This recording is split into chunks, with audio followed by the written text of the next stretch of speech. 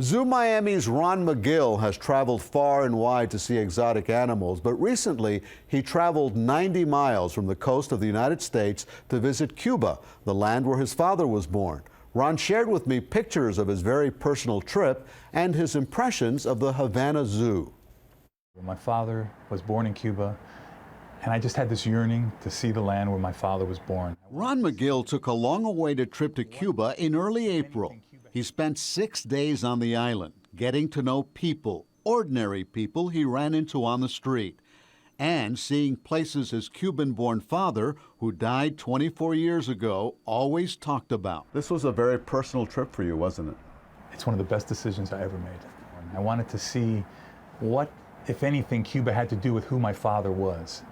And I must tell you this, I've never been prouder of my Cuban roots. Magill traveled with other zoo officials from across the United States. They paid a visit to Havana Zoological Park, where the visiting Americans were surprised to see a wide variety of healthy and well-fed animals. We went out to the African Plains exhibit, and it's the finest African Plains exhibit I've ever seen in my life. On one exhibit, they had elephants, rhinos, hippos, giraffe, many species of antelope, a herd of 50 zebras of 2 different species, all together, unheard of, unheard of.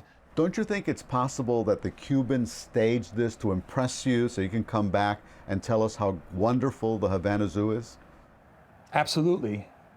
But you can stage healthy animals. You cannot say, okay, the Americans are coming, make sure the animals look healthy. Because if an animal is starving or is unhealthy, it's not something that's resolved in a matter of several weeks. While the infrastructure of the Havana Zoo needs help, Magill was impressed with the resilience of zookeepers who do much of their work on horseback. It's much like the resilience of the Cuban people who made an impression on this visitor from South Florida. You know, I miss my dad every day. And having gone out there and speaking to these people, and looking at the hope in their eyes and the laughter in their face and the way they tell their jokes, it was a reflection of my father. And I realize now that will always be a part of me. Cuba is a part of me and a very proud part of me because of this trip. Ron Magill traveled to Cuba on his personal time. He paid for his own trip and was not there representing Zoo Miami. Right now, let's